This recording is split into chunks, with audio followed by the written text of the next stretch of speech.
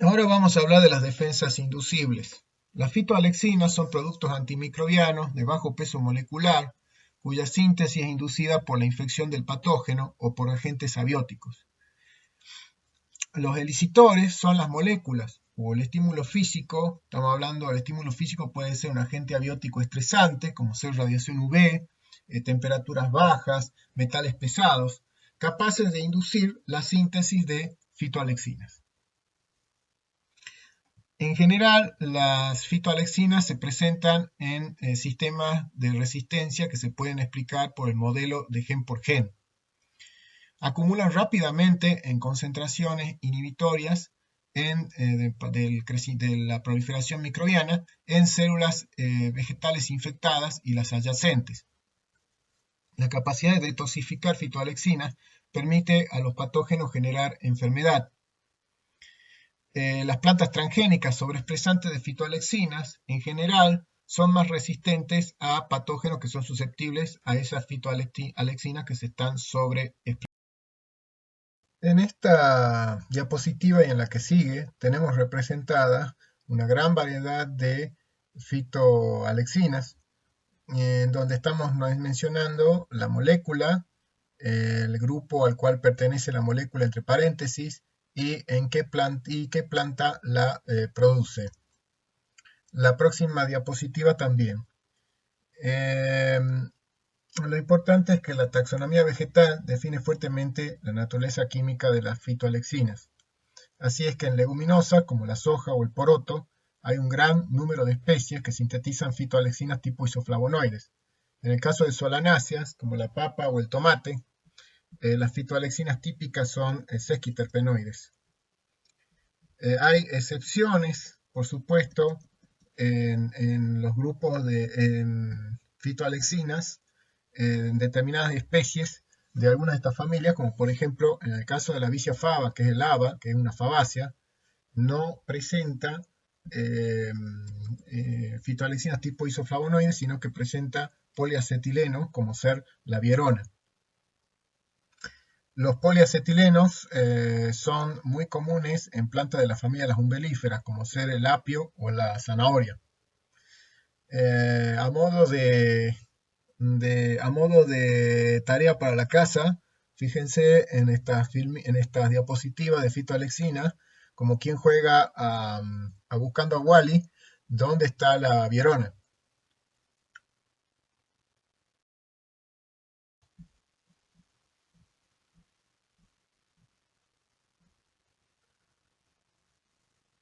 Sigan buscando, por favor.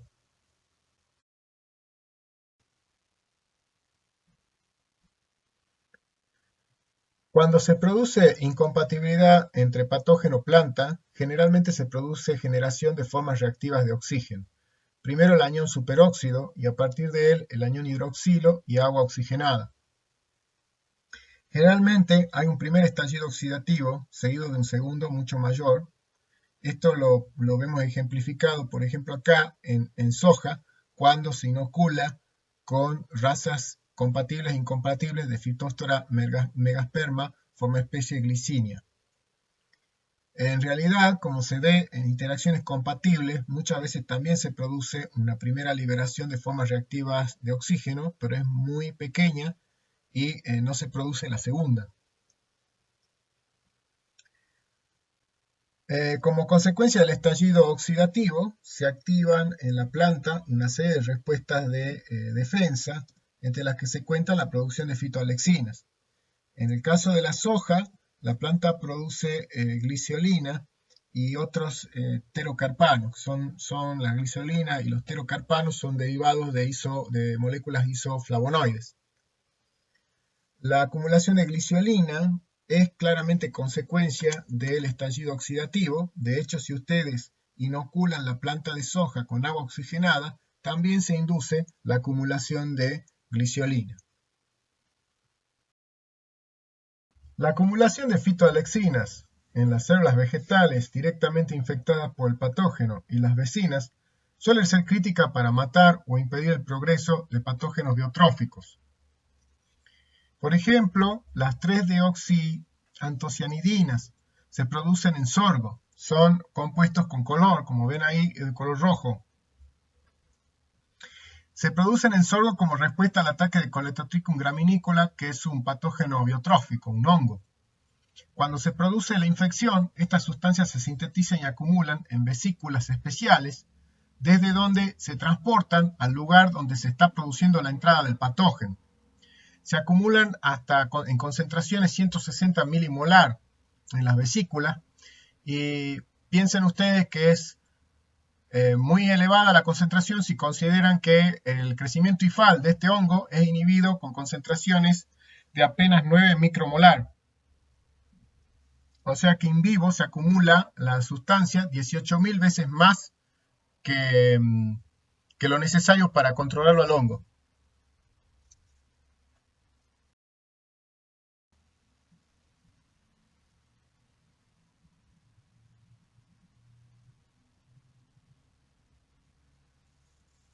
Para hongos que penetran a través de penetración directa, acá tienen representado el caso de una espora, la que se ve en rojo, que germinó, generó una estructura aplanada, de saco aplanado, que es el apresorio, y después a partir de eso se inició una hifa.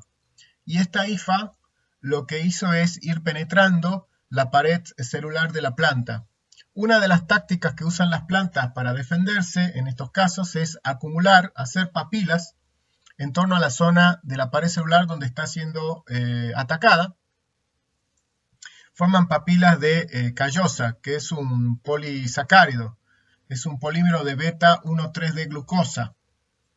Pueden agregar también acumulaciones de celulosa o acumular compuestos fenólicos, muchas veces fenilpropanoides, o lignina, que es un polímero de compuestos fenólicos. La penetración de la hifa puede así detenerse, o si continúa, la planta lo que hace es seguir depositando materiales en torno a la estructura de penetración, es decir, en torno a la hifa.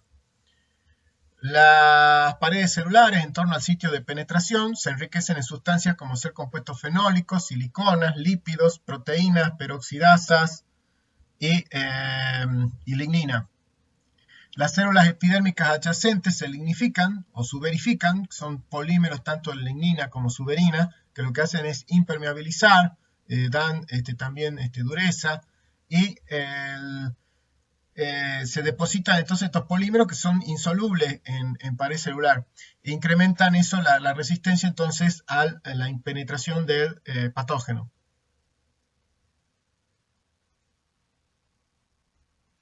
Ya les comenté también en alguna parte, si no se los comento ahora, que una de las tácticas que usa también la planta es que en la pared celular contiene proteínas ricas en hidroxiprolina. Lo que ocurre es que cuando se produce el estallido oxidativo se libera, entre otras formas reactivas de oxígeno, agua oxigenada, y el agua oxigenada sirve de cosustrato para la acción de peroxidasas, que lo que hacen es pegotear aminoácidos de las proteínas ricas en hidroxiprolina con componentes de pared celular, de tal suerte que entonces se producen las proteínas estas actúan como puentes entre componentes, generando lo que llaman el entrecruzamiento. Eso le da dureza a la pared celular. Igualmente los fenilpropanoides que están en pared celular, por ejemplo ácido ferúlico o ácido paracumárico, sufren procesos de pegado también por acción de peroxidasas, sea pegados entre sí, formando dímeros o trímeros o tetrámeros, y también con otros compuestos, otros componentes de pared celular. Y eso también genera entrecruzamiento y incrementa la dureza hacia la penetración impidiendo o restringiendo la penetración del hongo a través de la pared celular.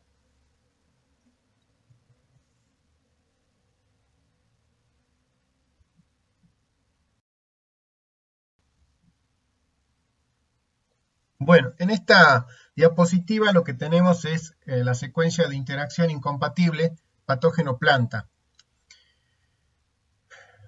Está resumida la secuencia, pero es importante que les indique que estos serían todos los las reacciones o todo lo que se conoce de respuesta bioquímica cuando la planta es capaz de generar una respuesta de defensa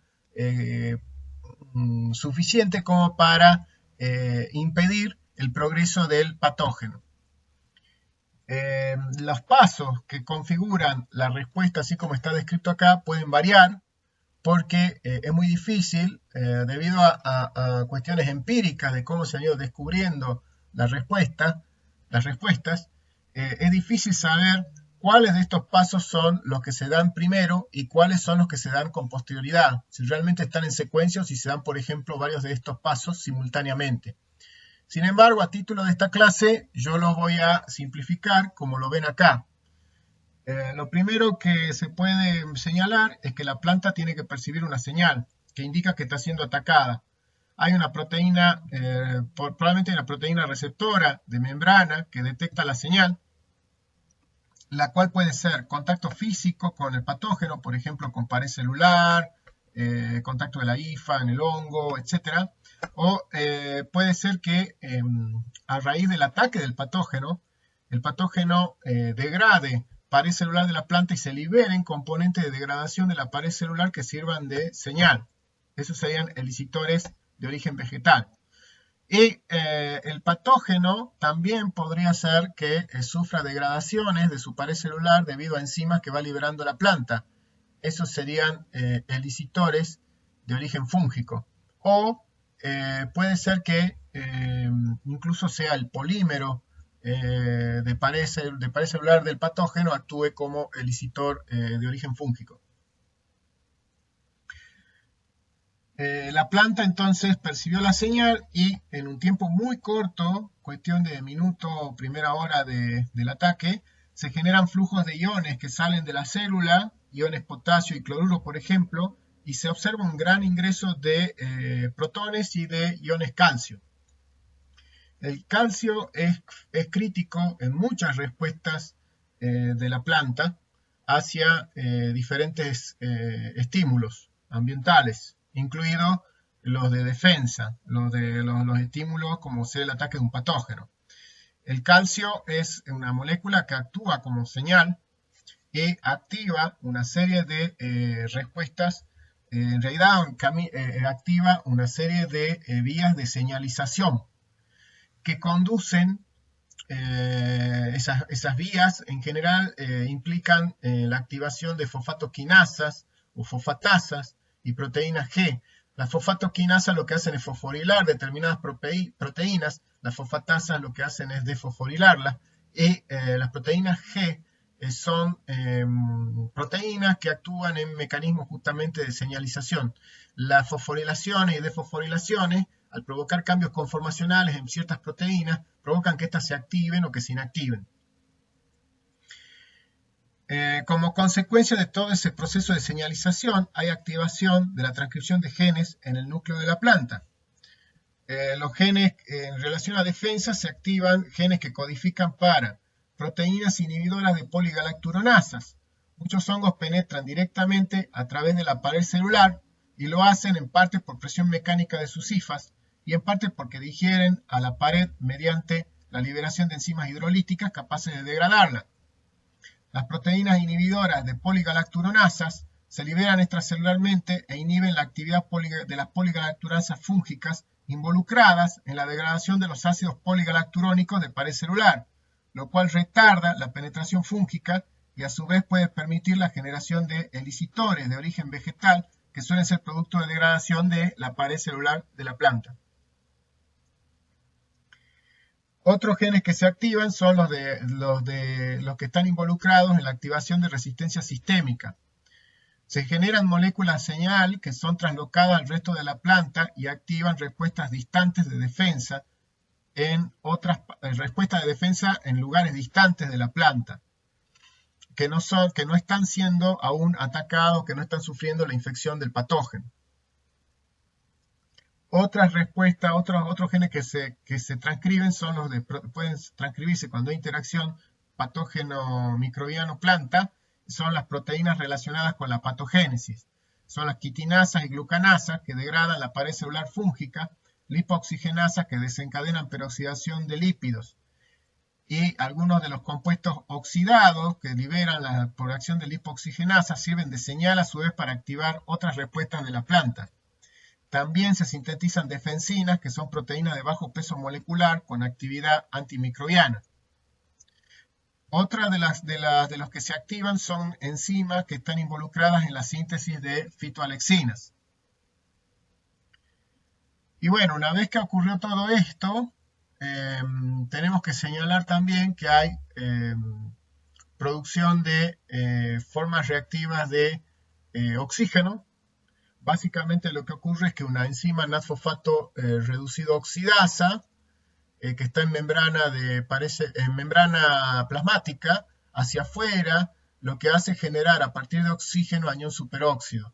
Este anión superóxido se descompone en agua oxigenada y en aniones hidroxilo. La agua oxigenada, como ya les dije, actúa como cosustrato de peroxidasas y eso permite los procesos de lignificación, de entrecruzamiento de proteínas ricas en hidroxiprolina de pared celular y también para el entrecruzamiento mediado por fenilpropanoides. En general, asociado al estallido oxidativo, entonces se verifica la generación de moléculas señales que son de ácido benzoico, ácido salicílico, ácido jasmónico y etileno.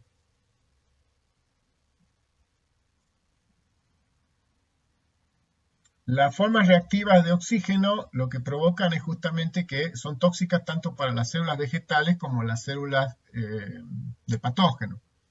Y dan lugar a la generación como oxidan moléculas, dan lugar a la generación de aniones superóxidos, la generación de radicales libres en general. A raíz de eso, del estallido oxidativo, lo que acontece es que se desencadenan mecanismos destinados a evitar la muerte de células adyacentes, entonces en aquellas donde se está acumulando las formas reactivas de oxígeno, los radicales libres derivados. Entonces se generan enzimas capaces de catalizar la descomposición del peróxido de hidrógeno en agua, como ser catalasa y peroxidasa, y el anión superóxido, que lo que hace es catalizar la descomposición del superóxido en peróxido de hidrógeno y oxígeno. O sea, hay enzimas superóxido dimutasa que se encargan de ello.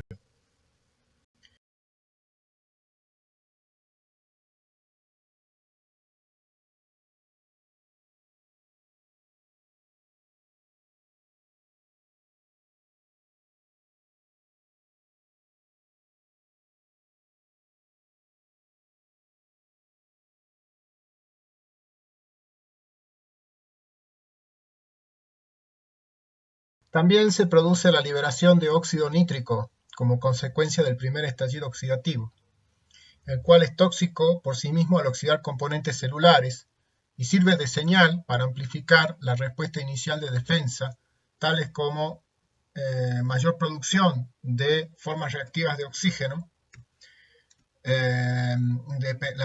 mayor peroxidación de lípidos y síntesis de moléculas señal como el ácido benzoico, el ácido salicílico, el ácido jasmónico y el etileno.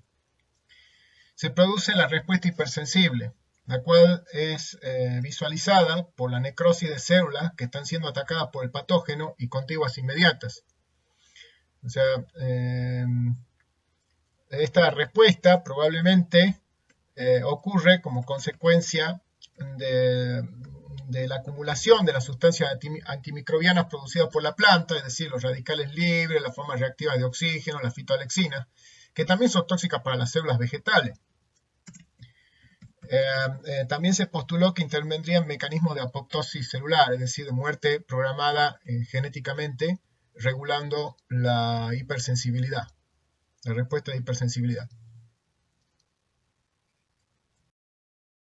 A la par de desencadenarse una serie de respuestas de defensa localizada en la zona de la planta donde se produjo la infección del patógeno, que es lo que mayormente hemos estado viendo hasta acá, se generan en ese sector también moléculas señal que desencadenan respuestas de defensa en partes distantes que no se encuentran bajo ataque.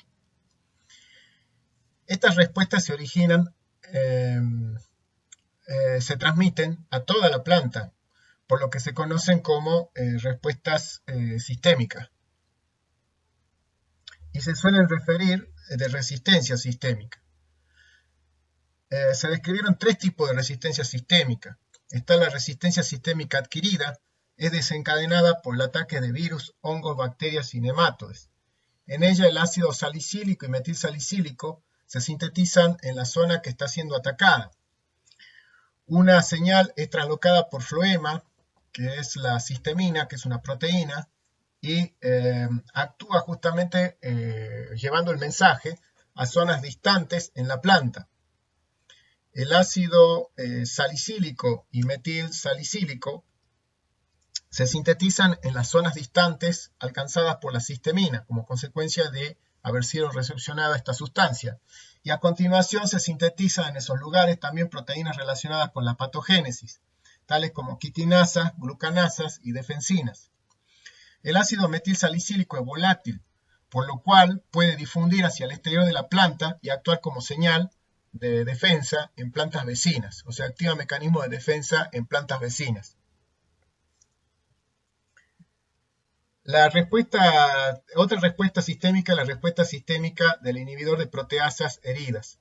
Cuando insectos mastican, como por ejemplo una langosta, o punzan la planta, como podría ser un pulgón, o ésta sufre ataque de nematodes que también la punzan a las células de la planta, o cuando se producen heridas por corte, por el viento o por lo que sea, se genera una señal que es transmitida a través del cuerpo vegetal. A medida que la señal es recepcionada en las diferentes partes de la planta, se produce en los tejidos la síntesis de etileno, ácido jasmónico y metiljasmonato, los cuales a su vez conducen a la síntesis de inhibidores de proteasas y otras proteínas relacionadas con heridas. Todas ellas obviamente son de defensa contra insectos. Las proteasas son proteínas digestivas que tienen los insectos, entonces cuando la planta produce inhibidor de proteasa y son consumidas por el insecto, al insecto le resulta indigesto comerse la planta, de tal suerte que el insecto deja de consumirla o la consume menos. Tenemos otro tipo de respuesta que es la respuesta sistémica inducida. En este caso, el desencadenante de la respuesta son rizobacterias no patogénicas. Se induce la síntesis de una señal que también se transloca desde las raíces por floema a las partes aéreas. La señal induce la producción de ácido jasmónico y etileno en puntos distantes de la planta, los cuales a su vez inducen la síntesis de proteínas involucradas en la defensa, pero que no corresponden a aquellas relacionadas con patogénesis.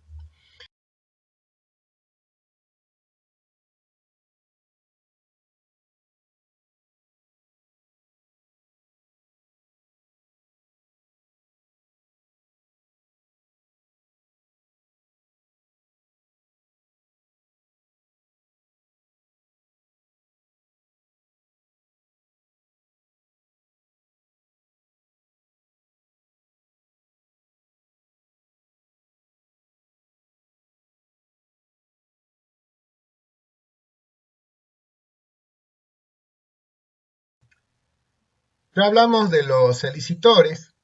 Baste decir que estos entonces podían ser de origen fúngico o de origen vegetal, cuando son moléculas orgánicas. Cuando son de origen vegetal, suelen ser oligosacáridos de ácido glucurónico que se generan por acción de enzimas poligalacturonasas y pectinasas actuantes de los hongos. Y en el caso de los elicitores fúngicos, pueden ser oligo o polisacáridos, glicopéptidos o proteínas. Los oligopolisacáridos son derivados de la acción de glucanasas y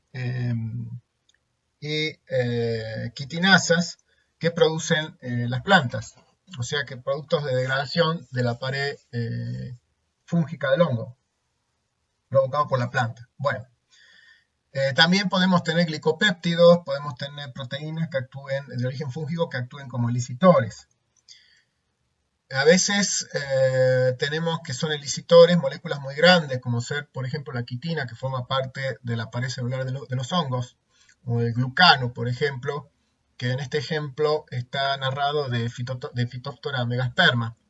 El glucano de pared celular de Phytophthora megasperma es capaz de inducir la síntesis de fitoalexinas en soja, pero a veces moléculas grandes inducen la síntesis de fitoalexinas sin ser ellas mismas las responsables de ese efecto, sino productos de degradación de ellas. Por ejemplo, en el caso del glucano que estamos mencionando, cuando se hace digestión, con enzimas de la planta se generan hasta todos estos heptosacáridos que ustedes ven acá en figura, de los cuales hay uno que es este que tienen acá arriba, es responsable de actuar como el licitor, o sea que realmente el glucano no era el responsable, sino un componente del glucano. Los oligosacáridos que son capaces de inducir fitoalexina, o sea que tienen actividad elicitora, se suelen denominar oligosacarinas.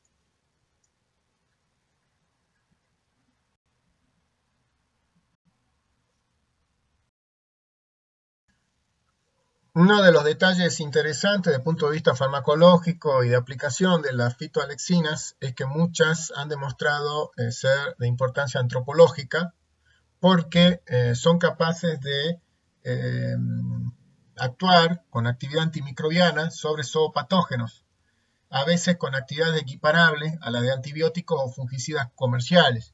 No solo en realidad de las fitoalexinas, también muchas fitoanticipinas tienen esos roles. Por ejemplo, en el caso de los glucosinolatos, cuando a partir del glucosinolato se producen muchos tiocianatos, isotiocianatos, si ven los tiocianatos e isotiocianatos confieren sabores picantes a las brasicáceas, a las crucíferas, imaginen un rabanito picante, esos tiocianatos, isotiocianatos, por ejemplo, son muy buenos para el consumo de esas moléculas es muy bueno para combatir, por ejemplo, el Helicobacter pylori. Es decir, a lo que voy es que también hay fitoanticipinas que tienen importancia antropológica o potencial farmacéutico, con actividad antimicrobiana. Muy bien, y hasta aquí llegamos con la clase de hoy. Espero que haya sido clara, que haya sido fácil de seguir. Muchas gracias por la atención.